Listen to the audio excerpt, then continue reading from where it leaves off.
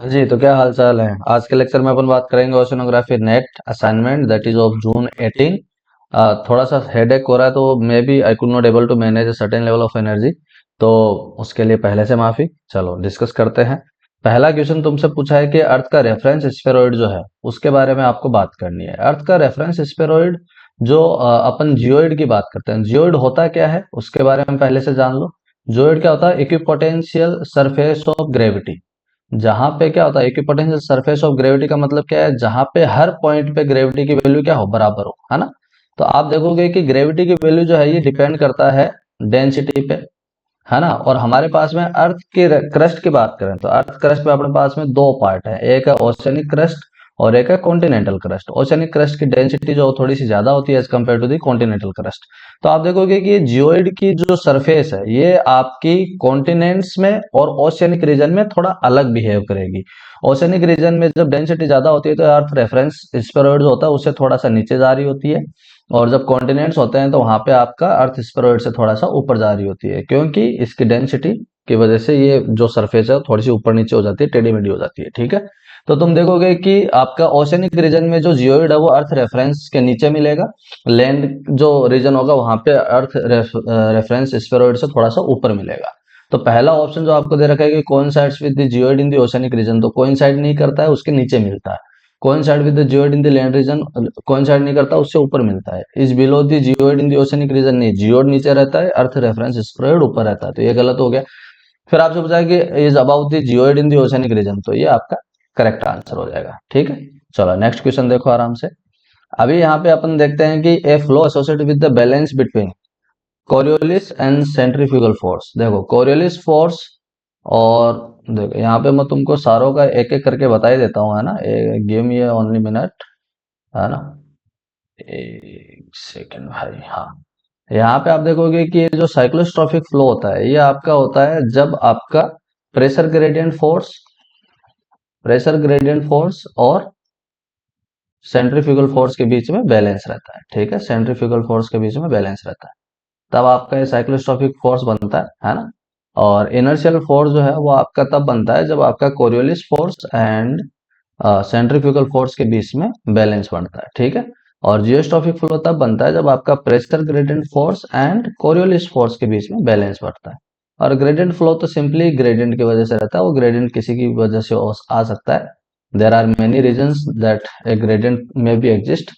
तो यहाँ पे तुम देखोगे कि जो सही आंसर होगा वो अपना क्या हो जाएगा, ऑप्शन बी हो जाएगा, क्योंकि इनर्शियल फ्लो के बीच में क्या होता है, सेंट्रीफ्यूगल फोर्स और कोरियोलिस फोर्स के बीच में बैलेंस बैठता है। साइक्लोस्ट्रॉपिक फ्लो के अंदर pressure gradient force and centrifugal force के बीच में बैलेंस होता है। जियोस्ट्रॉपिक फ्लो के बीच के अंदर प्रेशर ग्रेडियंट फोर्स और कोरियोलिस फोर्स के बीच में बैलेंस होता है। अगर आपको ये प्रेशर ग्रेडियंट फोर्स नहीं दिया हो जियोस्ट्रॉपिक फ्लो में, तो फिर आपको ग्रेविटी का फोर्स दे रखा होगा, ठीक है। ग्रेविटी फोर्स दे रखा होगा, क्योंकि सब ट्रॉपिकल गायर जो होते हैं वहां पे 30 डिग्री का जो लेटीट्यूड है, वहां पे आप देखोगे कि आपकी जो वेस्टर्न बाउंड्री जो है वो आपकी गायर के सेंटर की तरफ पानी इकट्ठा करती है, और जो ईस्टर्न बाउंड्री है वो गायर के इधर। तो आप देखोगे कि सेंटर पे एक माउंटेन लाइक स्ट्रक्चर बनती है, क्योंकि पानी इकट्ठा हो रहा है भाई, एक माउंटेन जैसा बनेगा, तो उस माउंटेन हिल लाइक स्ट्रक्चर बनने की वजह से क्या होता है, ग्रेविटी का फोर्स वहां पे काम करता है। क्योंकि मोटा मोटी फ्लो आपका इस डायरेक्शन में काम कर रहा होता है, तो इस डायरेक्शन के लिए आप देखोगे कि ऑब्जर्वर का राइट हैंड ये होगा। तो आप देखोगे कि ग्रेविटी के अगेंस्ट आपका कोरियोलिस फोर्स काम करता है, तो वहां पे जब बैलेंस बैठता है तब जाकर के आपका क्या होता है, जियोस्ट्रॉपिक फ्लो बनता है, ठीक है। तो ये चीज आप ध्यान में रखेंगे। आई होप कि this point is clear now. चलो तो नेक्स्ट क्वेश्चन देखते हैं भाई। आप देखोगे नेक्स्ट क्वेश्चन में आपसे पूछा है कि for which of the following phenomena the typical time scale does not exceed a few hours, ठीक है। आप देखोगे कि यहाँ पे फ्रंटल सिस्टम है, तो आपके जैसे डोलड्रम्स है ना। डोलड्रम्स है, आपके पास में हॉर्स लेटिट्यूड्स है ना। हॉर्स लेटिट्यूड्स हैं, पोलर फ्रंट्स हैं, है ना, पोलर वोर्टेक्स है। वो सारे के सारे क्या होते हैं, आपके लो प्रेशर और हाई प्रेशर के बीच में एक ग्रेड वो बनाता है, बाउंड्री बनाता है। जैसे यूरेनियम के डिपॉजिट्स के बारे में आपने सुना होगा, है ना, roll front type of deposits. Roll front type of deposits, तो वहां पे आपको क्या मिलता है, एक फ्रंट मिलता है जहां पे आपका क्या होता है, रेडॉक्स पोटेंशियल एग्जिस्ट करता है ना। अचानक से क्या होगा, एनवायरमेंट रिड्यूसिंग हो जाएगा, तो उसकी वजह से क्या होता है, यूरेनियम के डिपॉजिट्स वहां पे बनते हैं, आपको सैंडस्टोन में मिलता है रोल फ्रंट टाइप के डिपॉजिट्स। तो आप देखोगे फ्रंटल सिस्टम जो होते हैं वो सालों साल तक होते हैं, बहुत लंबे टाइम तक, तो ये तो फ्यू आवर्स की कैटेगरी में नहीं जाएगा। फिर ओशन एडी करंट्स आपके ओशन एडी करंट आपके कोरियोलिस फोर्स और विस्कोसिटी फोर्स की वजह से होते हैं, है ना, विस्कोसिटी ऑफ द मीडियम की वजह से आते हैं। तो ये बहुत फ्यू टाइम्स के लिए होते हैं, वेरपुल टाइप का सेक्शन बनाते हैं ये, है ना। तो ये बहुत ही कम छोटे टाइम के लिए होते हैं, इसलिए शॉर्ट लिव्ड करंट्स इनको अपन बोलते हैं। क्या बोलते हैं जी? शॉर्ट लिव्ड करंट्स बोलते हैं, ठीक है। तो इसलिए तुम ध्यान से देखोगे कि भाई अपना ocean eddy current would be your right answer. यहाँ पे बाकी के ऑप्शन भी देख लेते हैं। और ocean mixing in the surface layer, ocean mixing के लिए कम से कम 1000 साल लग जाते हैं भाई, थाउजेंड्स ऑफ ईयर लगते हैं, जिसको अपन ने ओशन स्टेरिंग बोला था। शायद मैंने आपको लास्ट लेक्चर में बताया भी था कि ओशन स्टेरिंग जो फिनोमेना था उसको थाउजेंड्स ऑफ ईयर लग जाते हैं। और उसमें अपन ने देखा था कि कैडमियम, गैलियम और उस तरह के एलिमेंट जो उस तरह के रेजिडेंस टाइम को इंडिकेट करते हैं। फिर आपका response of vegetation to oppose excess evaporation, ये एक दिन में तो होगा नहीं भाई, है ना। आपका अपने को पता है कि प्लांट्स भी क्या करते हैं, ट्रांसपिरेशन करते हैं, ठीक है। जो आपका loss of water from the plants leaves है, रूट्स हैं, है ना, तो उसको अपन क्या बोलते हैं, ट्रांसपिरेशन बोलते हैं। और दोनों को मिलाकर के अपन एक नई टर्म बनाते हैं, इवेपो ट्रांसपिरेशन, है ना। आपने हाइड्रोजोलॉजी में ये टर्मिनोलॉजी सुनी होगी, आई एम श्योर। और वहां पे मैंने आपको कुछ ग्राफ वगैरह भी बताए थे इवेपर ट्रांसपिरेशन के रिगार्डिंग। तो ये जो स्केल है ये भी आपके क्या है, मंथ्स ऑफ टाइम आराम से इजीली कंज्यूम करती है। इसलिए अपना आंसर सही क्या हो जाएगा, ओशन एडीज, ठीक है। ध्यान रखें इसका। चलो नेक्स्ट क्वेश्चन देखें। आपको बोला है कि which one of the following is not a thermally driven direct cell. Thermally driven direct cell कौन सा नहीं है, आप सोच के देखो। अपन जब एटमॉस्फेरिक सर्कुलेशन सेल बनाते हैं तो ये हमारा 0 डिग्री है, ये मान लो 30 डिग्री है, ये हमारा 60 डिग्री है, और ये आपका 90 डिग्री है। पहले ये माना गया था कि अर्थ अगर अपनी रोटेट नहीं करती तो क्या होता भाई, 0 से आपका एक सेल बनता, एटमॉस्फेरिक सर्कुलेशन सेल। लेकिन क्योंकि अर्थ हमारी रोटेट कर रही है इसलिए आपका एक सेल नहीं बन करके कितने सेल अपने पास में, 3 सेल, जिसमें एक सेल अपना हेडली सेल है, एक फेरल सेल है, एक पोलर सेल है। अब ये जो हेडली सेल और पोलर सेल का जो कंस्ट्रक्शन है कि ये सेल कैसे बने होंगे, तो उसका ये माना जाता है कि अपना 0 डिग्री जो लेटीट्यूड है यहाँ पे आपका लो प्रेशर है, 30 डिग्री जो है वो रिलेटिवली हाई प्रेशर पे है। ऊपर हमारा ट्रोपोपॉज है, और ट्रोपोपॉज क्या होता है, कांस्टेंट टेम्परेचर की एक डिस्टेंस होती है ना। और ट्रोपोपॉज जो है वो इक्वेटर पे उसकी थिकनेस ज्यादा होती है as compare to the polar regions, क्योंकि आप देखोगे कि आपका पोलर रीजन्स पे जो टेम्परेचर है वो बहुत जल्दी ड्रॉप होता है, और उसके वजह से ट्रोपोपॉज जो है वो पोलर रीजन्स पे उसकी थिकनेस कम रहती है as compare to the equatorial region, क्योंकि इक्वेटोरियल रीजन्स पे आपका सोलर हीटिंग ज्यादा रहती है। तो एक लंबे टाइम तक आपका टेम्परेचर चेंज होता रहता है, ठीक है। तो यहाँ पे अपने मानते हैं कि ये जो गैसेज हैं वो या एयर होगी वो राइज करेगी, ट्रोपोपॉज इसको आपका गाइड करेगा इधर टुवर्ड द साउथ और नॉर्थ। और जब तक ये 30 डिग्री लेटीट्यूड तक पहुंचेंगे वहां पे जाकर के ये इनफ डेंसिटी वाली हो जाएंगी, और उसके बाद में ये सिंक करेंगे। सिंक करेंगे तो आपका एक थर्मली ड्रिवन क्या होगा, एक सर्कुलेशन सेल बनेगा, जिसको अपन क्या बोलते हैं, हेडली सेल बोलते हैं, ठीक है। और ये हेडली सेल में आपका क्यों है कि आपके इक्वेटोरियल रीजन में आपकी सोलर हीटिंग ज्यादा है, और इस सोलर हीटिंग की वजह से हो क्या रहा है भाई, हाँ, जो लो प्रेशर कंडीशंस बनती हैं, आपका वेपर कंटेंट ज्यादा होता है, उसकी वजह से जो गैस होती है यहाँ पे, एयर होती है, वो आपकी बहुत हल्की हो जाती है, उसकी वजह से वो राइज करती है, राइज करके आपके ट्रोपोपॉज तक जाती है, फिर टकरा करके वापस 30 डिग्री लेटीट्यूड पे आते आते इसकी डेंसिटी अच्छी खासी हो जाती है ताकि ये सिंक कर पाए। सिंक करेगा तो ये आपका एक एटमॉस्फेरिक सेल बनेगा, जो प्योरली किसकी वजह से, थर्मली ड्रिवन है। यहाँ पे आप देखोगे कि 90 डिग्री पे हाई प्रेशर होता है as compare to the 60 degree. तो आप देखोगे कि ये पोलर हाईज है, ये सब पोलर लो है, ये आपका सब ट्रॉपिकल हाई है, ये आपका इक्वेटोरियल लो है। क्या है, इक्वेटोरियल लो, लो। ये आपका क्या है, सब ट्रॉपिकल हाई है, ये आपका सब पोलर लो है, ये आपका पोलर हाई है ना, पोलर हाई। अब आपको पता है कि 30 डिग्री के बीच में आपका क्या बनता है, हॉर्स लेटीट्यूड बनता है, ठीक है, हॉर्स लेटीट्यूड। और 0 डिग्री लेटीट्यूड जो होता है उसको अपन जनरली क्या बोलते हैं, डोल्ड्रम्स बोलते हैं, ठीक है। इसके पीछे की कहानियां हैं, वो कहानियां मैंने आपके ओशनोग्राफी के लेक्चर्स में सुना रखी हैं। यहाँ पे तुम देखोगे कि यहाँ पे हाई प्रेशर होने की वजह से पोलर रीजन से क्या करता है, आपका जो गैस है या एयर है वो आपका क्या करता है, लो प्रेशर रीजन की तरफ आता है, क्योंकि यहाँ हाई प्रेशर है, यहाँ पे लो प्रेशर है। और इन दोनों के बीच में क्या होता है, एक प्रेशर ग्रेडियंट एग्जिस्ट करता है हॉरिजॉन्टल, और उसकी वजह से आपकी जो एयर है वो आपके आती है लो 60 डिग्री पे आते आते क्या होती है, लाइट हो जाती है, उसकी वजह से राइज करती है, राइज करके वापस आपका हाई डिग्री लेटीट्यूड्स की तरफ जाएगी और वापस सिंक कर जाएगी। तो यहाँ पे एक एटमॉस्फेरिक सेल और बना, जिसको अपन क्या बोलते हैं, पोलर सेल बोलते हैं। क्योंकि आपका 90 और 60 के बीच में एक एटमॉस्फेरिक सर्कुलेशन सेल बना, है ना, जो आपका कैसा है, एंटी क्लॉकवाइज है, और एक हेडली सेल बना जो आपका क्या है, एंटी क्लॉकवाइज है। दोनों के बनने की वजह से एक वॉइड क्रिएट होता है। क्या क्रिएट होता है? एक वॉइड क्रिएट हो 60 डिग्री से लेकर के 30 डिग्री के बीच में एक वॉइड क्रिएट होता है। आप देखोगे कि यार as compared to the 30 degree latitude, 60 degree latitude पे आपका टेम्परेचर कम होता है ना। आपका वहां पे ओवरऑल जो एयर होती है वो ठंडी होती है। तो आपका 60 डिग्री पे लो प्रेशर कैसे हुआ as compared to the high pressure? ये अपन इन दोनों को कंपेयर नहीं कर रहे हैं, अपन कंपेयर क्या कर रहे हैं, एक वॉइड क्रिएट हुआ है जो 90 से 60 और 0 से 30 के बीच में एटमॉस्फेरिक सर्कुलेशन सेल बनने की वजह से। इस वॉइड को फिल करने के लिए आपकी क्या होती है, मैकेनिकली विंड्स चलती हैं।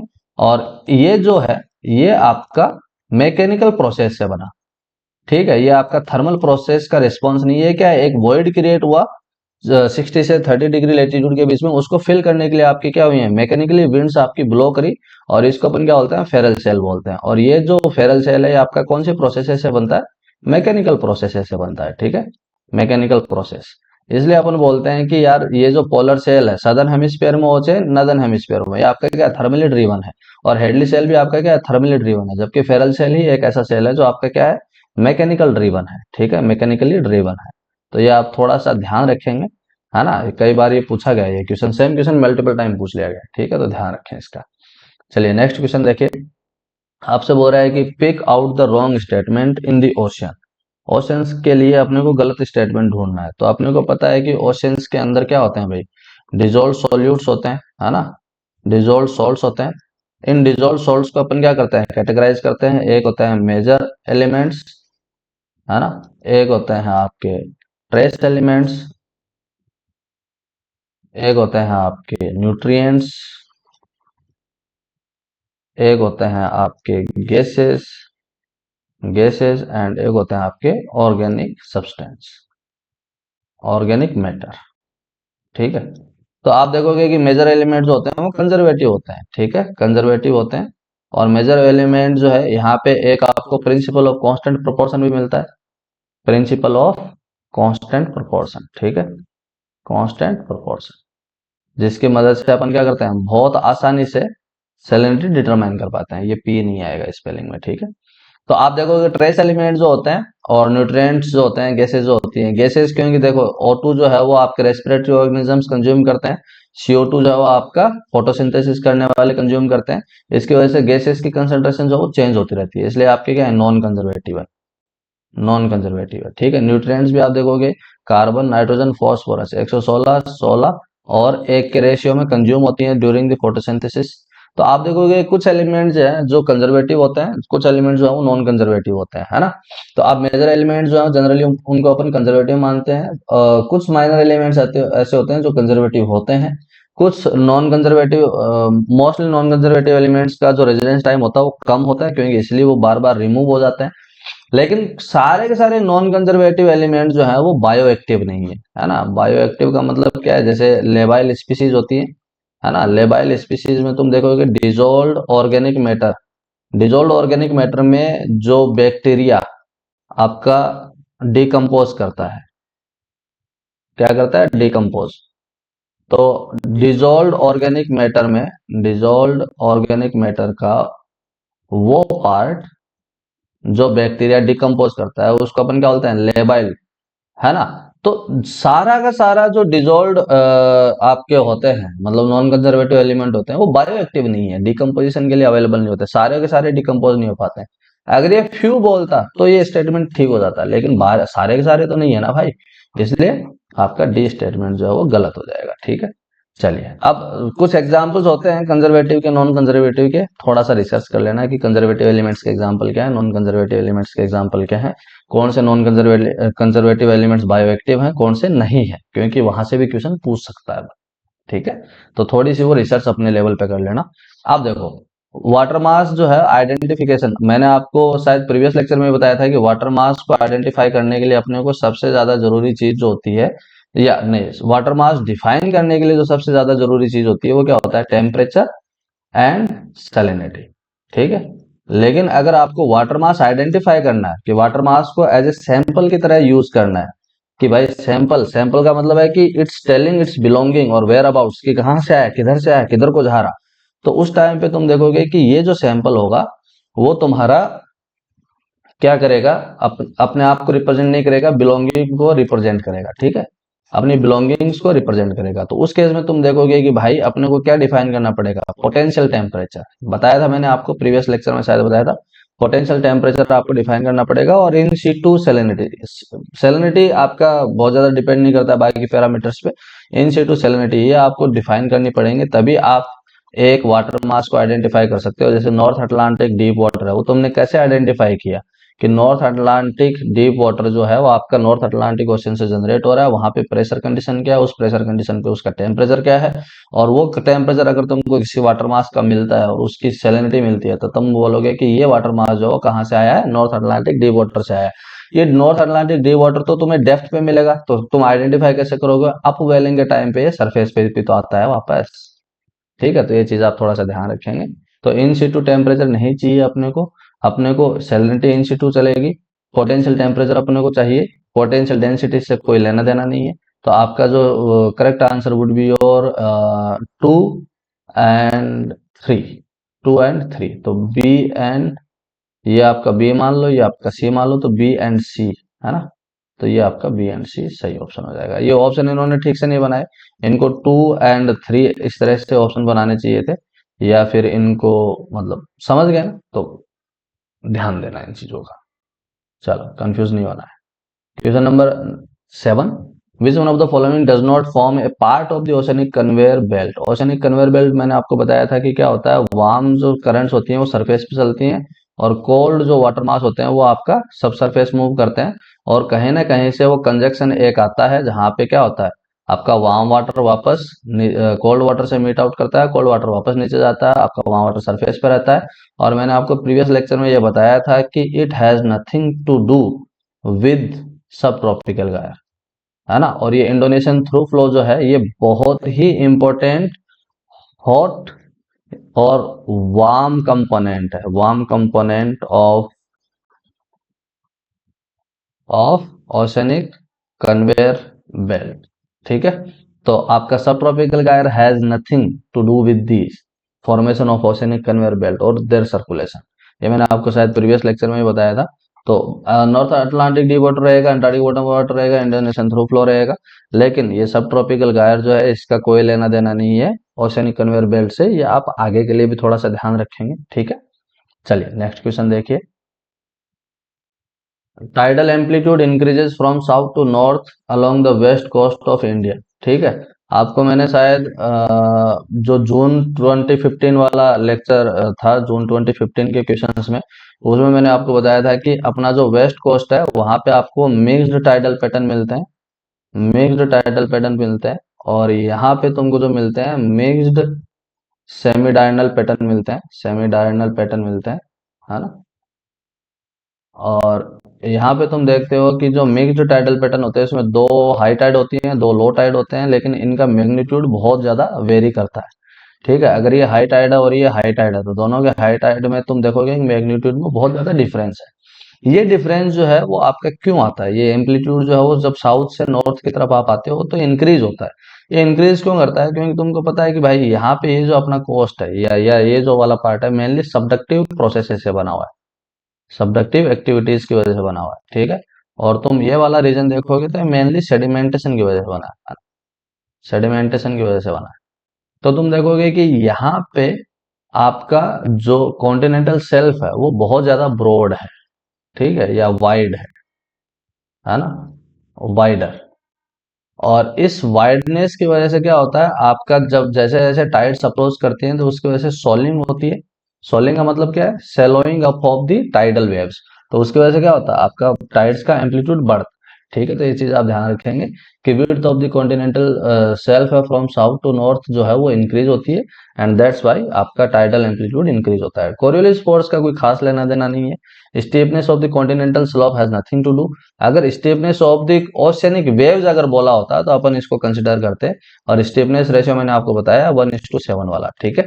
Wind forcing from south to north, ये जरूरी नहीं है भाई विंड फोर्सिंग साउथ, क्योंकि आपका सीजनल है। साउथ वेस्ट मानसून में डायरेक्शन विंड्स की अलग होती है, नॉर्थ ईस्ट मानसून में विंड्स की डायरेक्शन अलग होती है, तो वो मैटर नहीं करेगा। तो आपका क्वेश्चन नंबर 8 का answer would be your option A. चलो नेक्स्ट क्वेश्चन देखो। नेक्स्ट क्वेश्चन आपको बोला है कि which two of the following process most commonly occur when a surface gravity wave propagates. Generally gravity wave अपन किसको बोलते हैं? ग्रेविटी वेव अपन बोलते हैं जिनका वेव पीरियड 0.1 सेकंड से क्या हो, ज्यादा हो।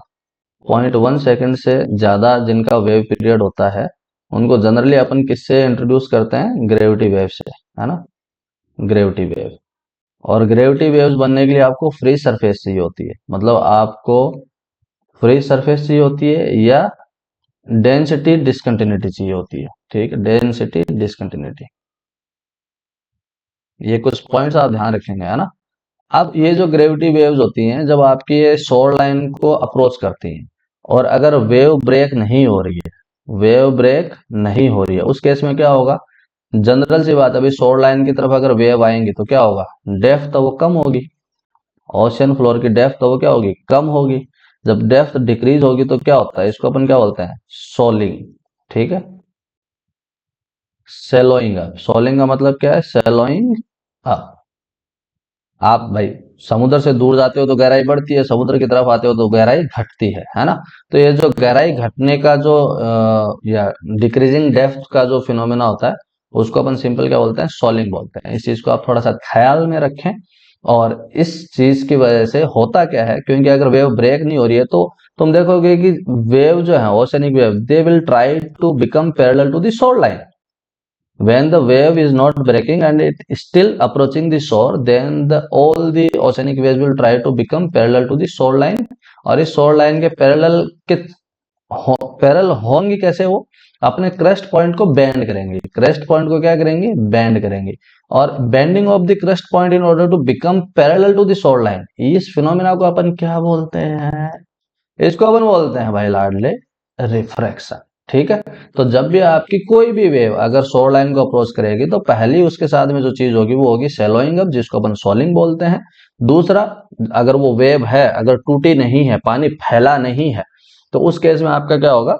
रिफ्रैक्शन। और रिफ्रैक्शन इज ए फिनोमिना और process through which oceanic waves try to become parallel to the शोर line by bending their crest points, ठीक है। एक सिंपल प्रोसेस है। जैसे अगर कोई वे एक कोई रे है वाई है तो इसके साथ में तीन चीजें हो सकती हैं, एक रिफ्लेक्शन हो जाएगा, एक इसका रिफ्रैक्शन हो जाएगा, है ना। अब रिफ्रैक्शन जो होगा वो क्या किस बात पे डिपेंड करता है? नॉर्मल की तरफ होगा कि नॉर्मल से दूर होगा, इस बात पे डिपेंड करता है कि इसकी ऑप्टिकल डेंसिटी कैसी है। अगर ये μ1 है, ये μ2 है, μ2 ग्रेटर देन μ1 होता है तो आपका रिफ्रैक्शन होता है ना भाई, है ना। तो वो बेंडिंग ऑफ द वेव ही तो है refraction in order to become parallel, है ना। तो बेसिक सी बात ये है, ठीक है। तो आपका रिफ्लेक्शन होता है, लेकिन रिफ्लेक्शन तब होता है जब शोर लाइन की तरफ नहीं जाए, वापस जिस मीडियम में आ रही थी उसी मीडियम में चले जाए। तो रिफ्लेक्शन हमेशा हो ये जरूरी नहीं है। अगर तुमको ये चारों ऑप्शन दिए होते तो आपके चारों ऑप्शन ठीक होते, क्योंकि डिफ्रैक्शन भी कहीं ना कहीं बेंडिंग होती है शार्प पॉइंट्स पे, है ना। जेटीज वगैरह जो होती है वहां से टकरा टकरा करके होता है। लेकिन यहाँ पे तुमको अगर best of the best two option discuss करने हैं तो जो 100% होना है वो क्या होगा? सॉलिंग एंड रिफ्रैक्शन, ठीक है। तो refraction and shoaling would be your correct answer. Reflection भी होता अगर तुम यहाँ पे ऑप्शन में देखते कि ए बी दे रखा है, आपको दो ही ऑप्शन बीच में लेने हैं, तो बेस्ट ऑप्शन आपके क्या होंगे? जब वेव आपकी शोर लाइन को अप्रोच करती है तो रिफ्रैक्शन एंड द सॉलिंग इफेक्ट, ठीक है। तो इस चीज का आप थोड़ा सा ख्याल रखेंगे। चलो नेक्स्ट क्वेश्चन देखो। Autotrophic phytoplanktons are absent. Autotrophic क्या होता है भाई? ऑटोट्रॉफिक क्या होते हैं? जो अपना खाना खुद बनाए, ठीक है, खुद का खाना खुद बनाए, ठीक है, इनको बोलते हैं ऑटोट्रॉफ्स। ये कैसे बनाते हैं भाई? फोटोसिंथेसिस करके। और फोटोसिंथेसिस इनको करना है तो इनको सोलर रेडिएशन चाहिए भाई, ठीक है, सोलर रेडिएशन तो चाहिए ही चाहिए। सोलर रेडिएशन जो है वो एफोटिक जोन में नहीं जाती है, एफोटिक जोन में आपकी सोलर रेडिएशन अवेलेबल नहीं होती है, वहां पे कंप्लीट डार्कनेस होती है। अगर डार्कनेस है तो आपको ऑटोट्रॉफिक फाइटोप्लैंक्टन नहीं मिलेंगे। तो अगर डार्कनेस है तो जनरली अपन डेप्थ के हिसाब से डिफाइन करते हैं, तो नेरेटिक जोन होता है, फिर बेथिल जोन होता है ना, फिर आपका अबाइसल जोन होता है डेप्थ के हिसाब से, फिर आपका हेडल जोन होता है। ठीक है, हेडल जोन, हेडल जोन वहां पे होता है जहां पे डीप ट्रेंचेज होते हैं। डीप ट्रेंचेज जब आपको मिल जाए, है ना, तो हेडल जोन जो है उसकी डेप्थ सबसे ज्यादा होती है, ऑलमोस्ट 4 किलोमीटर के आसपास इसकी डेप्थ रहती है। और एफोटिक जोन जो है वो 1000 मीटर से स्टार्ट हो जाता है। ठीक है, 1000 मीटर से जब एफोटिक जोन स्टार्ट हो जाता है तो तुम देखोगे कि आपका अल्ट्रा ओलिगोट्रॉफिक मेराइन रीजन है। अल्ट्रा ओलिगोट्रॉफिक का मतलब क्या है? जहां पे न्यूट्रिशनल कंडीशंस बहुत कम है, बहुत कम है, लेकिन है तो सही ना, है ना। भूखे को, ऐसा होता है ना, मरते आदमी को तिनका ही काफी, ऐसा कुछ है यार, मैं सब कर रहा हूँ मुहावरे, अभी मेरे को याद नहीं आ रहा सर दर्द की वजह से, लेकिन तुम समझ सकते हो भाई आराम से, है ना। तो ये तो हो जाएगा, यहाँ तो मिल जाएंगे। Cold lovely eliminated surface water waves, तो सर सोलर रेडिएशन पहुंच तो रही है ना, है ना। मरते को तिनके का सहारा, ऐसा कुछ होता है ना यार, ऐसा तो कुछ है तो सही, तो ये भी बैठ जाएगा। यूफोटिक लेयर्स तो मिलेगा ही मिलेगा भाई। यूफोटिक लेयर्स का मतलब क्या है? जहां पे सोलर रेडिएशन आपको मिल रही है, अब सोलर रेडिएशन अगर मिल रही है तो उसके ऊपर मेराइन स्नो हो ना हो उससे क्या फर्क पड़ता है भाई, सोलर रेडिएशन चाहिए। ठीक है, तो मिल रही है। हेडल रीजन जो है मेजर ओशियंस के, वो सारे के सारे क्या है? एफोटिक जोन में आते हैं। एफोटिक जोन का मतलब क्या है? सूर्य की किरण एक भी देखने को नहीं मिलेगी भाई। ठीक है, तो उस रीजन में आपको ऑटोट्रॉफिक फाइटोप्लैंक्टन नहीं मिलेंगे, तो option would be yours hadal region. ठीक है, चलो next question. Which one of the functions performed by marine benthic polychaetes is ecologically advantageous? पॉलीसेट्स क्या होते हैं भाई? कीड़े होते हैं, है ना, जिनके बॉडी पे बहुत सारे तंतु निकले रहते हैं। ठीक है, ऐसे कीड़े जिनकी बॉडी पे बहुत सारे तंतु निकले रहते हैं। जनरली इनका एक सर होता है, एक ही सर होता है जनरली, लेकिन इनके पास भी एक ही सर होता है, लेकिन इनके वॉर्म्स जैसे अपन बोलते हैं ना, वॉर्म जैसे होते हैं, है ना। तो ये क्या करते हैं भाई? बायोटर्बेशन करते हैं, है ना, बायोटर्बेशन। और इस बायोटर्बेशन की वजह से क्या होता है? जितने भी सेसाइल ऑर्गेनिजम्स हैं जो समुद्र के तल से चिपक के रहते हैं, उन वो क्या करते हैं? सीलिया की मदद से क्या करते हैं? सस्पेंशन फीडिंग करते हैं। क्या करते हैं? Suspension feeding. ठीक है, तो ये सस्पेंशन फीडिंग के लिए सबसे जरूरी क्या है कि वहां का जो सेडिमेंट्स है वो क्या हो भाई? लूजली कंसोलिडेटेड हो। अगर लूजली कंसोलिडेटेड नहीं है तो ये बायोटर्बेशन की मदद से पॉलीसेट्स क्या कर देते हैं? उसको लूजली कंसोलिडेटेड कर देते हैं। उसकी वजह से क्या होता है? जब भी वो सीलिया की मदद से सरफेस पे टैप करता है, उस टैपिंग की वजह से सेडिमेंट आपके पानी में उठते हैं और जो सस्पेंशन फीडर है वो क्या करते हैं? तुरंत निकल जाते हैं। तो तुम देखोगे कि bioturbation is the most advantageous process that polychaetes perform. ठीक है, डिटॉक्सिफिकेशन है, कितना ही कर देंगे, है ना। डीऑक्सीजनेशन है, कितना ही कर देंगे, छोटे से कीड़े ही तो हैं। एसिडिफिकेशन है, कितना ही कर देंगे, है ना। तो आप देखोगे कि बायोटर्बेशन जो है वो इकोलॉजिकली इंपॉर्टेंट है। ठीक है, for the many of the marine life. चलिए क्वेश्चन नंबर नेक्स्ट दे। अच्छा, बायोटर्बेशन में एक बोरिंग स्ट्रक्चर भी अपन करते हैं, है ना, वर्टिकल ट्यूब्स बनाते हैं। वर्टिकल ट्यूब्स बनाते हैं, ये जो है वर्टिकल ट्यूब्स, ये जो है बोरिंग, ये बायोटर्बेशन का पार्ट नहीं है, मैंने आपको सेडिमेंटोलॉजी में पढ़ाया था। ठीक है, चलिए नेक्स्ट देखो। विच one of the essential elements is the most critical for growth and production of diatoms in the Antarctic water? मैंने आपको बताया था कि डायटम्स जो है ये आपकी क्या है? अलगी है ना। कैसी अलगी है? सिलीशियस अलगी है, अच्छी अलगी है ना, सुंदर अलगी है। और सिलिशियस अलगी के लिए सिलिकॉन तो है ही है भाई, सिलिका अवेलेबल है इसलिए तो सिलिशियस अलगी है। लेकिन इसकी ग्रोथ के लिए एक आपको माइक्रो न्यूट्रिएंट चाहिए। माइक्रो न्यूट्रिएंट की सख्त जरूरत होती है, जिसको बोलते हैं अपन आयरन। तुमको मैंने शायद एक ओशन आयरन फर्टिलाइजेशन का कंसेप्ट भी बताया था, ocean iron fertilization previous lecture में बताया होगा, एक बार उसको देख लेना। ठीक है, देखो अगर आप ये क्वेश्चन पेपर सॉल्यूशन वीडियो देख रहे हो तो आई वुड सजेस्ट यू कि जो 2015 जून का जो पहला लेक्चर है उससे देखना, क्योंकि मैं है ना कंसेप्ट बिल्डिंग करना वहां से चालू किया हूं। तो अब जो है वो बहुत सारे कंसेप्ट रिपीट होते हैं कि मैं तुम हर बार वो कंसेप्ट दोबारा रिपीट नहीं हो रहा, मैं आपको रेफरेंस दूंगा कि देखो जून 2015 में डिस्कस किया था, जून 2016 में डिस्कस किया था, दिसंबर 17 में डिस्कस किया था। तो वहां से आपको वो रेफरेंस पता रहना चाहिए। तो तुम देखो तो सीक्वेंस में देखना, सबसे पहले 2015 वाले से स्टार्ट करना, देख भी रहे हो तो ठीक है। और नहीं देख रहे हो तो भाई तुम अपनी मर्जी के मालिक हो। मैं तो यही सजेस्ट करूंगा कि यार देख भाई, लाडले देख ले, है ना, ठीक है। फिर भी देख ही लेना, और अपने भाई लोगों को भी दिखा, दोस्तों को भी दिखा, ठीक है। चलो, ये आयरन जो है ये सबसे ज्यादा जरूरी है। चलो नेक्स्ट क्वेश्चन देखो भाई। नेक्स्ट क्वेश्चन में तुम देखोगे कि तुम्हारे पास में बोला है कि गैस हाइड्रेट्स, कॉन्टिनेंटल शेल्फ पे जो गैस हाइड्रेट मिलते हैं उनमें क्या कैरेक्टरिस्टिक्स होते हैं। देखो, गैस हाइड्रेट की जितनी भी स्टडी हुई है अक्रॉस द वर्ल्ड, उन गैस हाइड्रेट में हमेशा डेल्टा कार्बन 13 की वैल्यू लगभग -40 पार्ट्स पर थाउजेंड से कम ही मिली है, लेस देन -40 पार्ट्स पर थाउजेंड, है ना। कार्बन 13 अपॉन कार्बन 12 की वैल्यू अगर अपन लेते हैं तो आपके जो गैस हाइड्रेट्स होते हैं उसमें कार्बन 12 की वैल्यू जो है वो ज्यादा है। उसकी वजह से डेल्टा कार्बन 13 की वैल्यू जो है वो बहुत कम है, और इवन नेगेटिव में है, लेस देन -40 पार्ट्स पर थाउजेंड, ठीक है। तो इस चीज का आप ख्याल रखेंगे। एक चीज, गैस हाइड्रेट होते क्या है भाई, है ना। गैस हाइड्रेट्स बेसिकली क्या है, मीथेन प्लस वाटर, इसका क्या है, क्रिस्टलाइन फॉर्म, क्रिस्टलाइन फॉर्म, ठीक है। और ये किस चीज के लिए प्रोस्पेक्ट है इसका इंपॉर्टेंट, एनर्जी रिक्वायरमेंट्स को मीट आउट करने के लिए, ठीक है। एनर्जी रिक्वायरमेंट्स को मीट आउट करने के लिए इसका एक्सप्लोरेशन किया जा रहा है। क्या अपने इंडिया में ये मिलते हैं, बहुत जगह मिलते हैं, कृष्णा गोदावरी बेसिन में मिल रहे, केरला बेसिन में मिल रहे, है ना, केरला बेसिन में मिल रहे, अंडमान बेसिन में मिल रहे, है ना। आप देखोगे बे ऑफ बंगाल में बहुत सारी जगह हैं जहाँ पे इसके अच्छे खासे, है ना, कोंकण बेसिन में मिल रहे हैं, है ना, कोंकण बेसिन में मिल रहे हैं। तो अच्छे खासे प्रोस्पेक्ट्स इसके इंडिया में है। गैस हाइड्रेट जो है वो जनरली आपके सॉलिड्स होते हैं। तो सॉलिड जहां पे भी होते हैं तो seismic wave V P seismic wave और एस सिस्मिक वेव, है ना, दोनों की ही वेलोसिटी क्या होती है, इंक्रीज होती है। जहां कहीं भी आपको गैस हाइड्रेट मिलते हैं वहां पे velocity of the P and S wave दोनों की इंक्रीज होती है। तो तुम देखोगे कि भाई अच्छा, गैस हाइड्रेट्स में 80% जो है वो आपका फ्रेश वाटर होता है, ठीक है। 80% आपका फ्रेश वाटर होता है। तो ये आपका फ्रेश वाटर एक्सप्लोरेशन के लिए भी यूटिलाइज किए जा सकते हैं इन फ्यूचर, ऐसी कोई टेक्नोलॉजी आ जाए।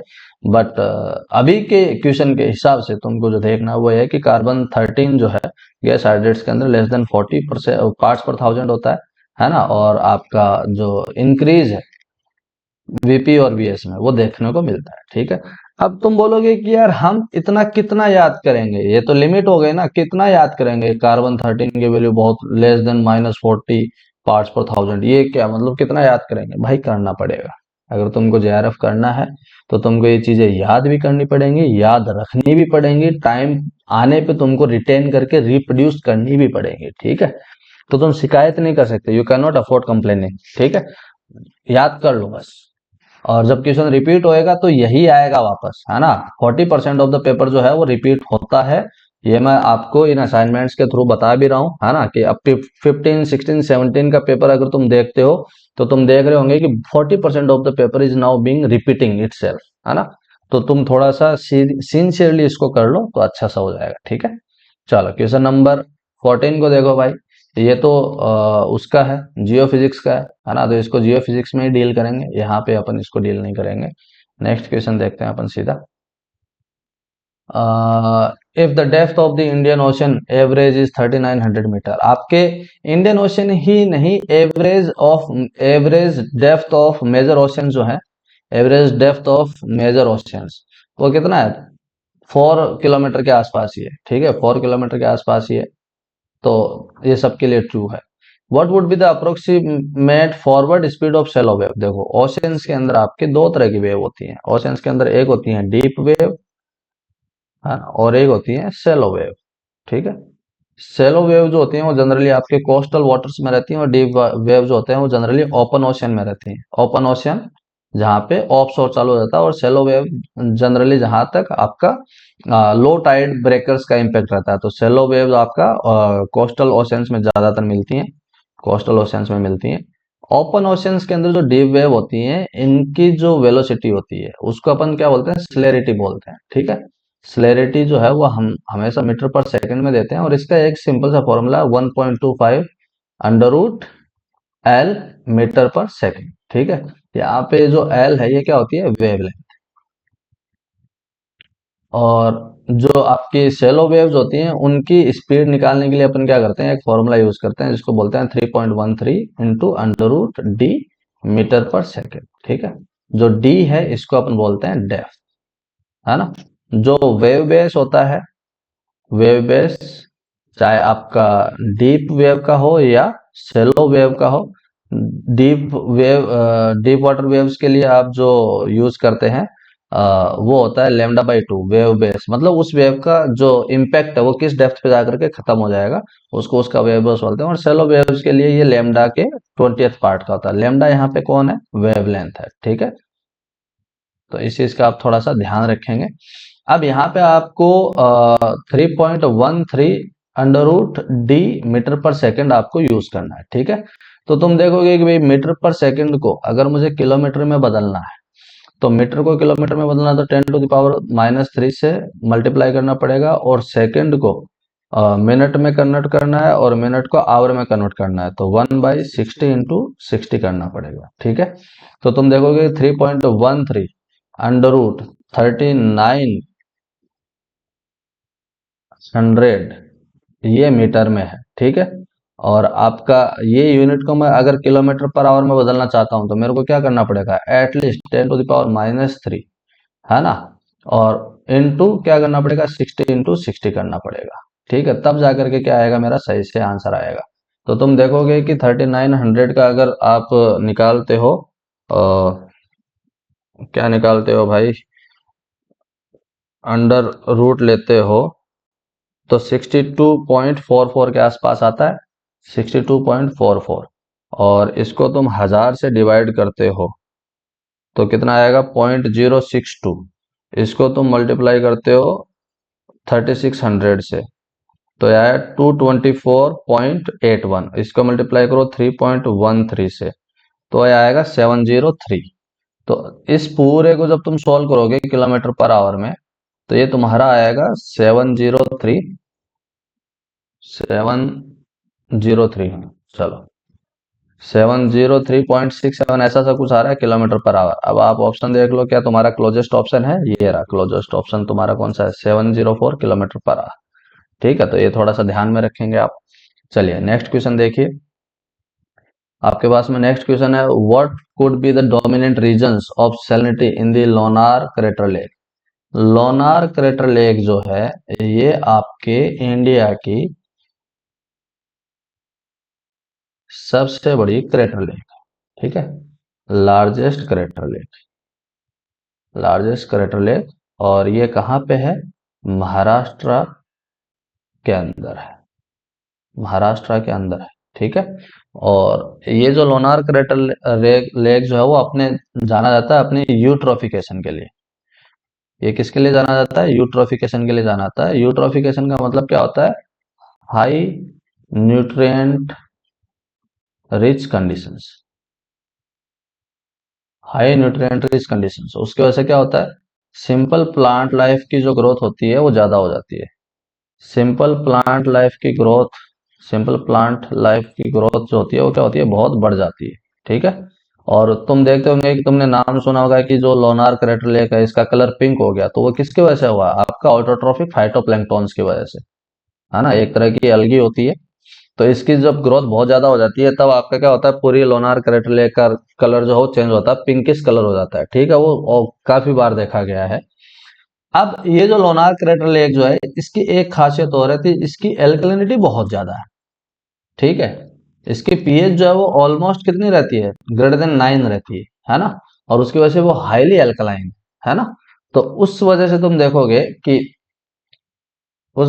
देखोगे कि यहाँ पे अगर लिटमस टेस्ट करने भी जाओगे तुम तो तुमको बहुत आसानी से दिखेगा कि यार पीएच बहुत ज्यादा है इसकी, है ना। तो तुम देखोगे कि यार इसके अंदर है ना सॉल्ट कंटेंट जनरली ज्यादा रहता है। ठीक है, सैलिनिटी भी इसकी ज्यादा है। क्यों है वो ज्यादा, उसके क्या क्या कारण, तो तुम देखोगे कि भाई एक तो आपके डिजोल्व सॉल्ट जो है, डिजोल्व सॉल्ट जो है ये आपका जो स्ट्रीम्स और ग्राउंड वाटर इसके अंदर डिस्चार्ज करते हैं। ठीक है, streams and ground water discharge करते हैं ड्यूरिंग दी मॉनसून सीजन। उसके बाद में इसके अंदर इवेपोरेशन बहुत होता है। इवेपोरेशन ज्यादा होने की वजह से क्या होता है भाई, फ्रेश वाटर का कंटेंट घटेगा, और जो सॉल्ट कंटेंट है है ना, इसकी साफ सफाई होती नहीं है रेगुलरली, तो सॉल्ट कंटेंट इससे रिमूव नहीं होता। तो देखोगे कि इसकी सैलिनिटी है ना वो बहुत बढ़ जाएगी। तो तुम देखोगे कि एवलियन सप्लाई ऑफ सी सॉल्ट्स वो तो बहुत कम होता है, क्योंकि आपका जितना भी सी सॉल्ट आता है उसका प्रोपोर्शन बहुत कम होता है, क्योंकि इवेपोरेशन ज्यादातर क्या करता है, फ्रेश वाटर को रिमूव करता है। Supply of salts through the streams and ground water, ये चीज समझ में आती है ना। इवेपोरेशन इन दी लेक विदाउट आउटलेट, मतलब आपका इवेपोरेशन होता जा रहा है होता जा रहा है होता जा रहा है, लेकिन अपन जो सॉल्ट उसमें एक्यूमुलेट हो रहा है उसको रिमूव नहीं कर रहे हैं, तो क्या होगा, अल्टीमेटली उसकी सैलिनिटी बहुत बढ़ जाएगी, है ना। फिर आप देखोगे कि इनपुट फ्रॉम द सीवेज, अरे सीवेज कहाँ से आ गया इसमें भाई। आपका लोनार क्राटर लेक जो है वो ऑलरेडी क्या है, एक हाइट पे है ना, और सेटलमेंट जो है बहुत नीचे है। तो कोई पाइप ऊपर की तरफ सप्लाई क्यों करेगा सीवेज का, ठीक है। तो ये फोर्थ ऑप्शन तो किसी भी सूरत में पॉसिबल नहीं है, पहला ऑप्शन किसी भी सूरत में पॉसिबल नहीं है। ऑप्शन 2 और 3 ये दोनों मिलकर के क्या करते हैं, लोनार क्रेटर लेक को सलाइन बनाते हैं, ठीक है। तो ऑप्शन 2 और 3, सी एंड बी एंड सी, है ना, would be your correct answer. चलो नेक्स्ट क्वेश्चन देखो आराम से। यहाँ पे तुम देखोगे कि तुमको ये क्वेश्चन पूछा है अच्छा क्वेश्चन है, और इसका कंसेप्ट मैंने तुमको शायद पहले ही बता दिया है ना, इसका कंसेप्ट मैंने तुमको पहले बताया है। एक सेकंड में इसका जूम आउट थोड़ा सा ज्यादा कर देता हूँ। यहाँ पे एक क्वेश्चन तुम देखोगे थोड़ा सा कम, अरे मान जा रे, मत परेशान कर मुझको। हाँ, चलो अब देख, देख भाई लाडले, आपको बोल रहा है कि गिवन डायग्राम से तुमको कार्बन अपॉन नाइट्रोजन का रेशियो एंड डेल्टा कार्बन 13 की वैल्यू, ठीक है, ये कंपेयर करना है। और तुमको दे रखा है ए, तुमको दे रखा है एबीसी, मतलब एबीसी रीजन में तुमको आइडेंटिफाई करना है कि कौन सा वस्कुलर प्लांट डेब्रिस है, कौन सा सॉइल ऑर्गेनिक मैटर, और कौन सा मेराइन प्लांक्टोन है। मेराइन प्लांक्टोन जो होते हैं उसके अंदर कार्बन 13 की वैल्यू जो होती है वो सबसे कम होती है, ठीक है। सबसे कम होती है मतलब, या यूं कहें कि कार्बन 13 की वैल्यू जो होती है वो थोड़ी सी ज्यादा होती है, मतलब कार्बन 13 उसमें ज्यादा होता है जो मेराइन प्लैंक्टॉन्स होते हैं। तो ये कार्बन 13 की वैल्यू जो होती है वो ज्यादा होती है ना। और अगर आप नेगेटिव की बात करोगे तो नेगेटिव में भी जो सबसे ज्यादा वैल्यू होगी वो आपकी क्या होगी, ज्यादा होगी। तो यहाँ पे तुम देखोगे कि -26 है, -24 है, -22 है, तो तुम देखोगे कि -22 इज हाइयर लार्जर देन दी -26। तो ये सी जो है वो डेफिनेटली मेराइन प्लैंक्टोन के ऊपर जाएगा। और जो हाइयर वस्कुलर प्लांट्स होते हैं वो क्या है, हजारों हजार साल तक देते हैं, 400 साल, 500 साल, 1000 साल। तो उसमें तुम देखोगे एक बार जो नाइट्रोजन चला गया वो वापस आता नहीं है, तो उसके अंदर कार्बन अपॉन नाइट्रोजन का रेशियो जो है वो बहुत बढ़ जाता है ना, as compare to the soil organic matter. तो तुम देखोगे कार्बन अपॉन नाइट्रोजन का रेशियो जो है वो हायर वस्कुलर प्लांट्स में बहुत ज्यादा होता है। तो तुम देखोगे कि जो वस्कुलर प्लांट डेब्रिस है उसमें तुमको क्या मिलेगा, ए मिलेगा। ए जो है वो आपका वस्कुलर प्लांट्स के लिए जाएगा, सी जो है वो तुम्हारा मैराइन प्लैंक्टन के लिए जाएगा, तो बी जो है वो ऑटोमेटिकली सॉइल मैटर के लिए रह जाएगा, ठीक है। तो ऐसा कोई ऑप्शन है, A for B D, C for MP. तो सी फॉर एमपी तो एक ही ऑप्शन में दे रखा है, ए फॉर बी डी, हाँ, फोर ऑप्शन आपका ये करेक्ट हो जाएगा। ये फैक्ट्स है, इनको ध्यान में रखो, और जब भी क्वेश्चन आए दोबारा ऐसा सा तो टिका दो, ठीक है। चलो क्वेश्चन नंबर 18 देखो, with reference to water in hydrological cycle its residence time is maximum in. तो तुमको पता है कि भाई आपका 97.25% जो वाटर है वो कौन है, सेलाइन वाटर है, ठीक है। बचा हुआ 2.75 जो है ये आपका कौन है, फ्रेश वाटर है। और इस फ्रेश वाटर में भी सबसे ज्यादा किसके अंदर है, आइस एंड ग्लेशियर्स के अंदर, आइस एंड ग्लेशियर्स के अंदर, sorry ice and ground water के अंदर, आइस एंड ग्लेशियर्स क्या आता है, ठीक है। आइस एंड ग्लेशियर तो एक ही चीज में काउंट हो जाएगा। तो तुम देखोगे कि आइस के अंदर ज्यादा होता है, फिर ग्राउंड वाटर के अंदर होता है। तो क्यों है वहां पे ज्यादा, क्योंकि भाई उनका रेजिस्टेंस टाइम ज्यादा है, ठीक है, रेजिस्टेंस टाइम ज्यादा है, ठीक है। तो तुम देखोगे कि भाई सबसे ज्यादा रेजिडेंस टाइम किसका होगा, ground water and ice sheets का होगा, ठीक है। एटमॉस्फेयर एंड रिवर्स, एटमॉस्फेयर में वाटर जो है बहुत लंबे टाइम तक नहीं टिकता है, क्योंकि कंडेंसेशन होता है, क्लाउड्स बनते हैं, प्रेसिपिटेशन हो जाता है, फिर वो रिवर्स का पार्ट पड़ता है, रन ऑफ का पार्ट बनता है, ग्राउंड वाटर का पार्ट बनता है। लेकिन ग्राउंड वाटर में जो कन्फाइंड एक्वीफर्स में जो वाटर रहता है वो बहुत लंबे टाइम तक रहता है भाई, उसका रेजिस्टेंस टाइम बहुत ज्यादा होता है, ठीक है। इसलिए तुम बोलोगे ground water and ice sheets के अंदर, सॉइल्स के अंदर तो इवेपोरेशन होता रहता है ना, वो पानी ज्यादा देर तक टिकता नहीं है। तो या तो इनफिल्ट्रेट कर जाएगा या फिर इवेपोरेट हो जाएगा, तो सॉइल्स के अंदर ज्यादा पानी नहीं टिकता है। चलो नेक्स्ट देखो, question number 19, internal density discontinuity. तो अभी मैंने थोड़ी देर पहले बताया था कि डेंसिटी डिसकंटिन्यूटी और फ्री सरफेस जो है वो आपको किसके लिए चाहिए होता है, ग्रेविटी वेव्स के लिए चाहिए होता है। ठीक है, आप देखोगे केल्विन वेव्स के लिए क्या होता है, डेंसिटी कंट्रास्ट चाहिए, डेंसिटी कंट्रास्ट, है ना, कि एक आपका कोई बाउंड्री है, यहाँ पे वार्म वाटर है, यहाँ पे कोल्ड वाटर है, और एक बाउंड्री ने इनको बांध रखा है। ठीक है, तो अगर ये मैं बाउंड्री हटा देता हूँ, ये बीच की बाउंड्री को अगर मैं हटा देता हूँ, तो कोल्ड वाटर क्या करेगा, नीचे चला जाएगा, और वार्म वाटर क्या करेगा, इसके ऊपर आ जाएगा, है ना। तो अगर ये बाउंड्री नहीं रहेगी तो वार्म वाटर इधर निकल जाएगा, कोल्ड वाटर इधर निकल जाएगा, तो ये वेव बन नहीं पाएगी, है ना। तो केल्विन वेव्स के लिए क्या चाहिए भाई, एक बाउंड्री चाहिए, मतलब फ्री सरफेस हो नहीं सकता है, डेंसिटी कंट्रास्ट चाहिए, लेकिन वो इंटरनल डेंसिटी डिसकंटिन्यूटी नहीं होता है। ठीक है, तो कोस्टल केल्विन वेव वो चाहिए, इक्वेटोरियल केल्विन वेव, वो केल्विन वेव्स का जो मूवमेंट होता है वो आपका क्या होता है, ईस्टवार्ड होता है। कैसा होता है, ईस्टवार्ड। ये वेस्ट टू ईस्ट चलती हैं, इक्वेटोरियल रीजन में चलती हैं। किधर चलती हैं भाई, इक्वेटोरियल रीजन में। और इनको क्या चाहिए होता है, आइसोट्रोपिक कोरियोलिस फोर्स चाहिए होता है। आइसोट्रोपिक कोरियोलिस फोर्स मतलब अलोंग द इक्वेटर ये आपके सबसे ज्यादा स्टेबल होती है, इक्वेटर से जैसे जैसे दूर जाएंगी ये क्या करेंगी, डीके होती चली जाएंगी, है ना। चलो, तो आपका शेलो वाटर ग्रेविटी वेव्स है, ये इनको फ्री सरफेस चाहिए भाई। रोजबी वेव्स तो ज्यादातर आपके जेट स्ट्रीम्स वगैरह से रिलेटेड रहती हैं, तो उसका कोई ज्यादा पार्ट नहीं रहता है। नेक्स्ट क्वेश्चन देखिए प्लीज। तो which of the following phenomena is not observed in tropics, tropics में कौन सा नहीं होगा, maiden Julian oscillation, MJO. MJO तो इंडियन ओशन में होता है, ठीक है, इंडियन ओशन में होता है भाई, है ना। ओरिजिन इसका कहाँ होता है एमजेओ का, इंडियन ओशन में होता है, सोमाली कोस्ट पे, है ना। और एमजेओ क्या है, ये बरसने वाले बादल है। ठीक है, ये सिर्फ गरजते नहीं है, बरसने वाले बादल है, बरसने वाले बादल, है ना। और एमजेओ जो है आपकी साइक्लोन्स एंड एंटी साइक्लोन से रिलेटेड है ना। एमजीओ का टॉपिक का जो वीडियो बना रखा है मैंने, वो आप देख लेना, उसमें क्लियरिटी आ जाएगी कि एमजीओ जो है वो आपका इंडियन ओशन में जनरेट होता है और ट्रॉपिकल पैसिफिक ओशन में जाकर के डाई आउट हो जाता है। बहुत ज्यादा हाई रेन कंडीशंस के साथ में होता है। इसमें बेसिकली होता है क्या है कि हाई प्रेशर जो है वो शिफ्ट होता रहता है, हाई प्रेशर जो है वो शिफ्ट होता रहता है, इंट्रा सीजनल ये है ना। जनरली इसकी एक साइकिल होती है, वो साइकिल इसकी 45 to 60 डेज तक रहती है ये। ठीक है, 45 to 60 डेज तक ये रहता है, और वेस्ट टू ईस्ट जाता है, वेस्ट टू ईस्ट ये मूव करता है। ठीक है, तो मेडन जूलियन ओशन तो ट्रॉपिक्स का ही पार्ट है, इंडियन ओशन में रहता है, तो ये तो ऑब्जर्व किया जाएगा। फिर एनसो जो है ये आपका tropical Indian ocean and the eastern Pacific ocean में देखा जाता है, तो ये भी आपका ट्रॉपिक्स का पार्ट है।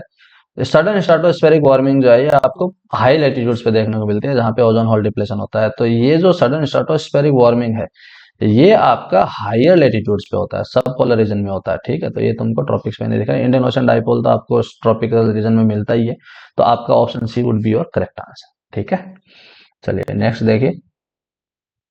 The Bergeron Findeisen process, Bergeron Findeisen process क्या होती है, आइस क्रिस्टल्स के बनने से रिलेटेड है ये। आइस के क्रिस्टल्स बनते हैं at the expense of liquids, है ना। At the expense of liquids ice crystals forms, तो उसको अपन बोलते हैं version फिंसन process.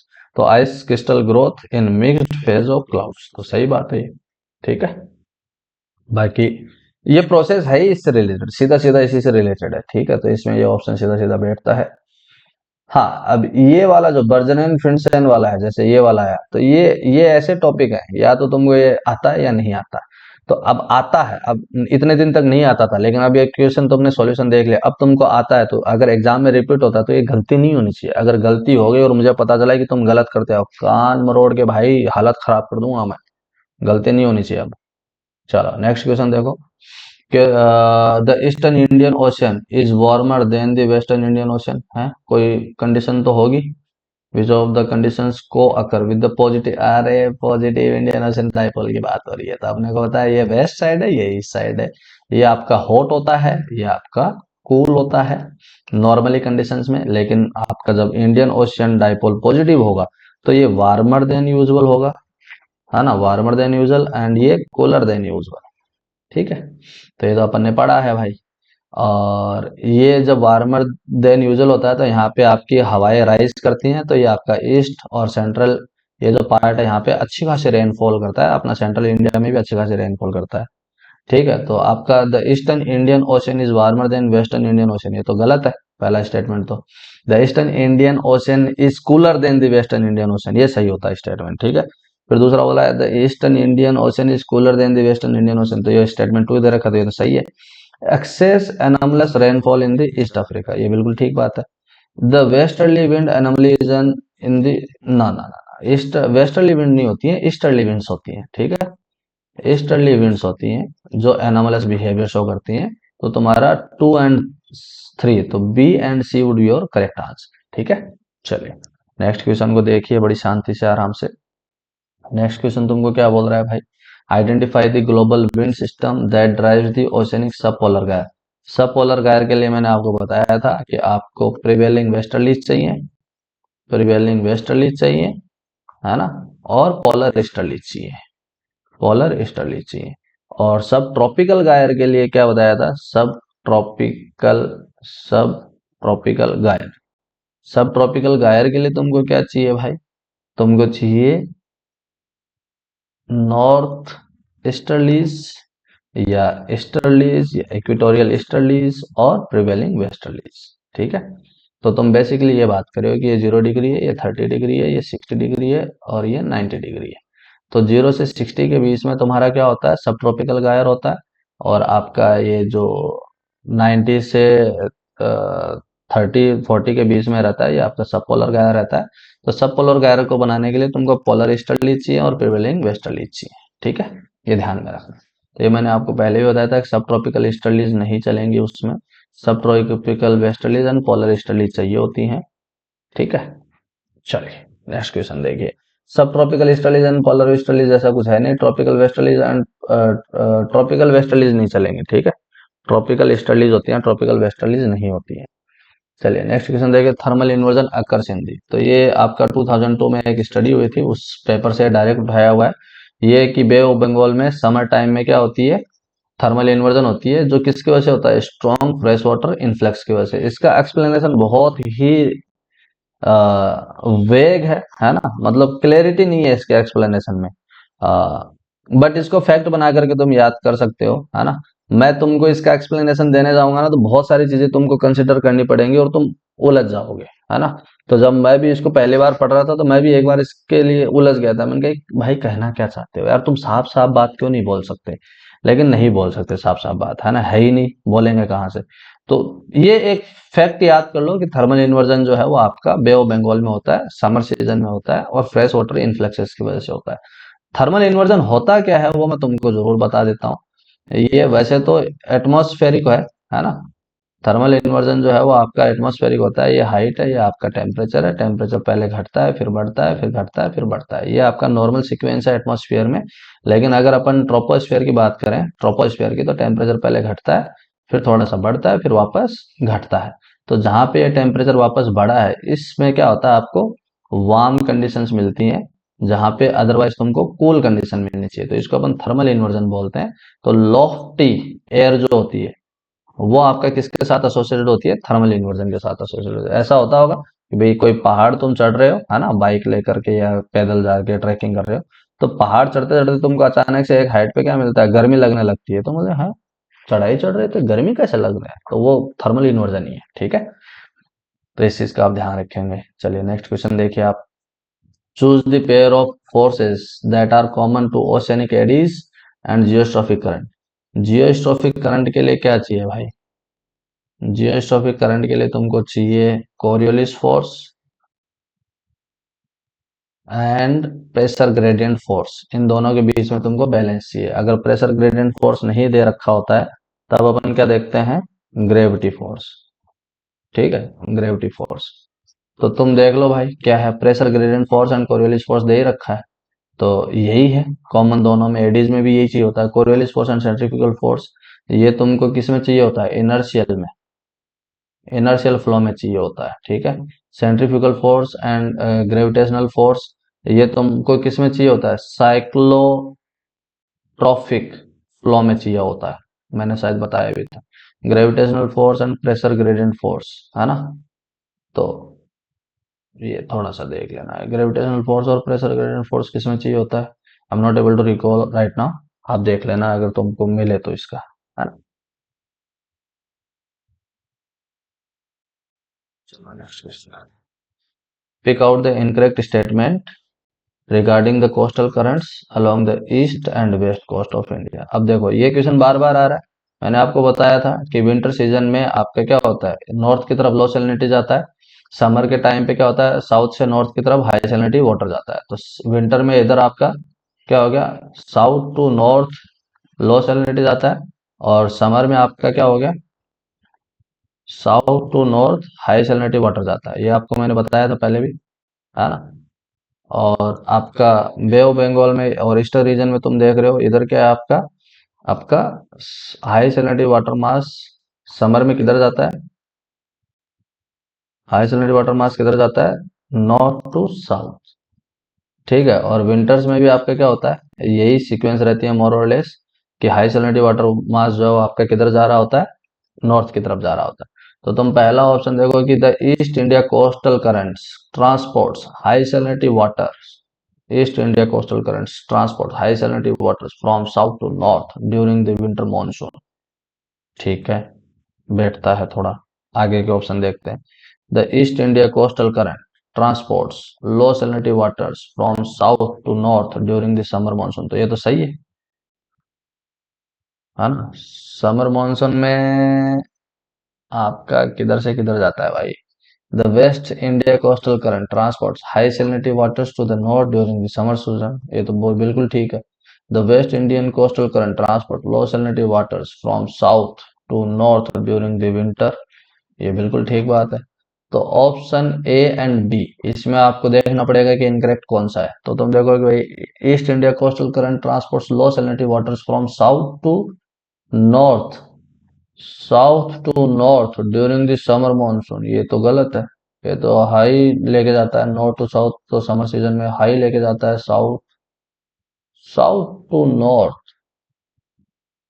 South to north East India coastal current transport low salinity waters from south to north during the summer. नहीं, summer के अंदर तो नॉर्थ टू साउथ जाता है।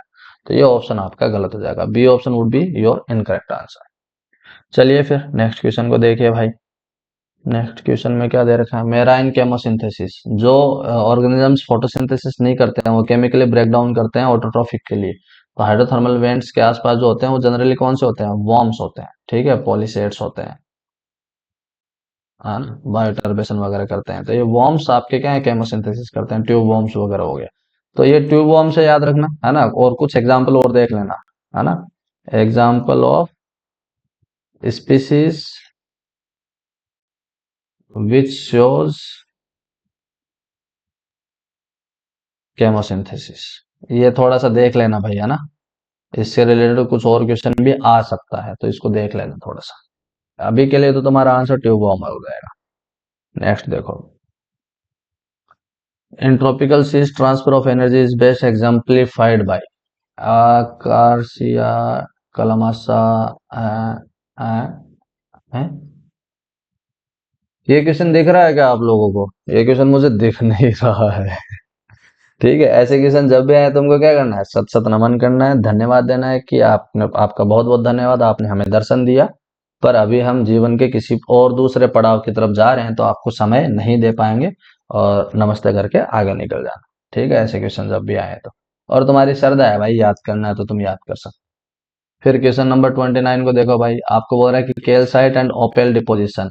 तुमको पता है कि ये सीसीडी है।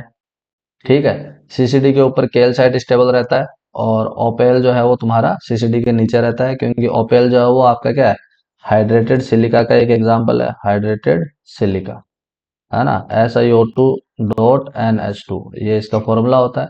तो ये एसिडिक इन्वायरमेंट में स्टेबल होता है, और ये आपका एल्कलाइन इन्वायरमेंट में स्टेबल होता है। मेरा सीसीडी वाला लेक्चर है, वो देख लेना, आपको एकदम से क्लैरिटी आ जाएगी। तो तुम देखोगे कि भाई आपका जो CaCO3 है, वो आपका अपर वाटर जो होता है उसमें स्टेबल रहता है, मतलब डिजोल्व नहीं होता है, लेकिन ओपेल डिजोल्व हो जाएगा। और वाइस वर्सा आप करेंगे तो डीपर वाटर में ओपेल आपका स्टेबल रहेगा, डिजोल्व नहीं होगा, जबकि कैल्साइट आपका डिजोल्व हो जाएगा। तो option 4 would be your correct answer. ठीक है, तो ये ध्यान में रखना। बहुत CaCO3 and opal dissolve in upper water, नहीं भाई, CaCO3 डिजोल्व नहीं होता है। बहुत CaCO3 and opal do not dissolve, नहीं भाई, ओपेल डिजोल्व हो जाता है। ठीक है, सी एच डिजोल्व नहीं होता है अपर वाटर के अंदर, ठीक है, तो ये ऑप्शन वैसे गलत हो गया। तो इस तरह से अपन इन क्वेश्चंस को निपटा देते हैं। चलिए नेक्स्ट क्वेश्चन देखिए। ये क्वेश्चन भी मुझे कुछ खास पल्ले पड़ा नहीं था, जबकि एलिमेंट्स की जो आयनिक स्ट्रेंथ होती है, आयनिक स्ट्रेंथ का मैं आपको फॉर्मूला जरूर बता देता हूँ, है ना। उसका फॉर्मूला होता है half into C I into Z I का स्क्वायर। सी आई क्या होता है, कंसंट्रेशन, ठीक है, कंसंट्रेशन, और जेड क्या है, वैलेंसी। किसके बारे में बात कर रहे हैं भाई, या तो कैटायन की बात होगी और एनायन की बात होगी, ठीक है। जैसे Cl है तो Cl की वैलेंसी कितनी होगी, -1 हो गई, -1 का स्क्वायर करेंगे, ठीक है। तो ये तुमको थोड़ा सा ध्यान में रखना है।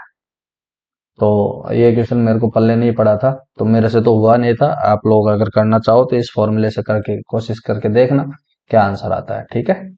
चलिए नेक्स्ट क्वेश्चन देखिए। The correct equation for the freezing point of sea water. Freezing point of sea water के लिए करेक्ट इक्वेशन जो है in in in situ in terms of salinity and depth, है ना। तो वो इक्वेशन 1 जो है ये तुम्हारा करेक्ट आंसर है, सीधा फॉर्मूला है, रट लो इसको, ठीक है। सीधा फॉर्मूला है, इसको ऐसा का ऐसा रट लो, ठीक है। Freezing point of the sea water equal to -0.0137 -0.052 s -0.00007 S, ये स्क्वायर है, ठीक है, एस का स्क्वायर है 0.008 g, ठीक है। तो ये तुम ध्यान में रखना भाई, कर लोगे। ऑप्शन बी भी सिमिलर है, लेकिन कहीं पे प्लस और माइनस का निशान है, इसलिए वो बहुत ज्यादा सिमिलर दिख रहा है, तो वो टाइपिंग मिस्टेक हुई है थोड़ी सी, उसको देख लेना। चलिए नेक्स्ट क्वेश्चन देखिए। Hydrothermal vents do not dissolve oxygen, okay. Water samples from vents and anoxic regions were compared with help of. आपका भाई क्या है, रिड्यूसिंग एनवायरनमेंट हो रहा है, और रिड्यूसिंग एनवायरनमेंट में सल्फेट क्या होता है, डिक्रीज होता है। तो सल्फेट 2 - अपॉन क्लोराइड माइनस, ये करेंगे तो ये रेशियो क्या होगा भाई, डिक्रीज होगा, क्योंकि सल्फेट डिक्रीज हो रहा है, ठीक है। फिर आपका आयरन, मैंगनीज और आयरन का रेशियो देखो, मैंगनीज जो है वो आपका क्या होता है, +2 में और ज्यादा डिजोल्व होगा। Fe3 भी क्या होगा, +2 में आएगा, तो ये भी आपका क्या होता है, सोल्यूबल होता है, तो ये रेशियो ओवरऑल बढ़ जाएगा, है ना। तो तुम देखोगे कि सल्फेट और क्लोराइड वाला रेशियो क्या होता है, घटता है ना, अनॉक्सिक कंडीशंस में, और ये वाला रेशियो जो है वो बढ़ता है। तो तुम देखो पहला डिक्रीज होगा और चौथा इंक्रीज होगा, तो ऐसा कोई ऑप्शन है कि जिसमें पहला डिक्रीज दे रखा हो और चौथा इंक्रीज दे रखा हो, पहला डिक्रीज एंड चौथा इंक्रीज, ऐसा कोई और ऑप्शन है, नहीं है। यहाँ पे दूसरा और चौथा डिक्रीज दिखा रखा है, यहाँ पे पहला एंड तीसरा डिक्रीज, वाइल दूसरा एंड तीसरा चौथा इंक्रीज। तो यहाँ पे चौथा इंक्रीज होगा, पहला डिक्रीज होगा, फिर ये देखना पड़ेगा, है ना। नहीं, ऐसा नहीं होता है। आप देखोगे कि ये जो गैलियम अपॉन सिलिकॉन का रेशियो है, सिलिकॉन की भी वैल्यू क्या होती है आपकी, डिक्रीज करती है, गैलियम की वैल्यू क्या होती है, डिक्रीज करती है, तो ओवरऑल ये रेशियो भी क्या होता है, डिक्रीज होता है। और जो आपका मैग्नीशियम ओवर कैल्शियम का रेशियो है ना, सॉरी, ये गैलियम ओवन मैग्नीशियम और कैल्शियम का जो रेशियो, सॉरी, ये जो गैलियम ओपन सिलिकॉन का रेशियो ये इंक्रीज करता है, ठीक है, क्योंकि सिलिकॉन +4 की स्टेट जो होती है और आपका कम होता जाता है, उसकी वजह से गैलियम ओपन सिलिकॉन का रेशियो बढ़ता है, ठीक है। और जो आपका मैग्नीशियम और कैल्शियम का रेशियो है ये एक्चुअली में क्या करता है, डिक्रीज करता है, क्योंकि कैल्शियम जो है वो आपका Mg2+, जनरली Mg2+ की फॉर्म में रहता है, डिजोल्व फॉर्म में, जबकि रिड्यूसिंग कंडीशन रहेगा तो मैग्नीशियम में आएगा, और ये किसी ना किसी बायो एक्टिव है, तो कोई ना कोई इसको उठा ले जाएगा, मतलब कोई ना कोई जो केमोसिंथेसिस करने वाला उसको ब्रेक डाउन करके यूज कर लेगा। तो आपका ऑप्शन 2 जो है वो करेक्ट आंसर रह जाएगा, ठीक है। चलिए नेक्स्ट क्वेश्चन देखिए। ओशन वेस्टर्न बाउंड्री करंट्स, कोई भी ट्रॉपिकल सब ट्रॉपिकल का है, ये ईस्टर्न बाउंड्री है, ये आपकी नदर्न बाउंड्री, ये सदर्न बाउंड्री है, ये वेस्टर्न बाउंड्री है, और ये नदर्न बाउंड्री है। तो नदर्न हेमिस्फीयर की बात करेंगे तो आपका जो रोटेशन है वो कैसा होता है, क्लॉकवाइज होता है। तो ये जो वेस्टर्न बाउंड्रीज होती हैं वो आपकी सारी की सारी क्या है, वार्म करंट्स है, वार्म करंट्स है, लो लेटीट्यूड से हाई लेटीट्यूड की तरफ जा रही है, ठीक है।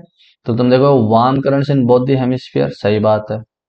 Cold currents in the both hemisphere, नहीं, कोल्ड करंट नहीं होती है। Warm currents in northern hemisphere and cold current, नहीं, दोनों ही हेमिस्फीयर में क्या होती है, वार्म करंट होती है, कोल्ड होती ही नहीं है। तो आपके क्या है, वेस्टर्न बाउंड्री जितनी वो सारी की सारी क्या है, वार्म करंट्स, ठीक है। तो ऑप्शन ए वुड बी और करेक्ट आंसर। चलिए नेक्स्ट क्वेश्चन को देखिए भाई, नेक्स्ट क्वेश्चन तुमको क्या दिया है। चलिए, तो that's all in this. Thank you so much for watching this video lecture, and I wish you all the very best for your examinations.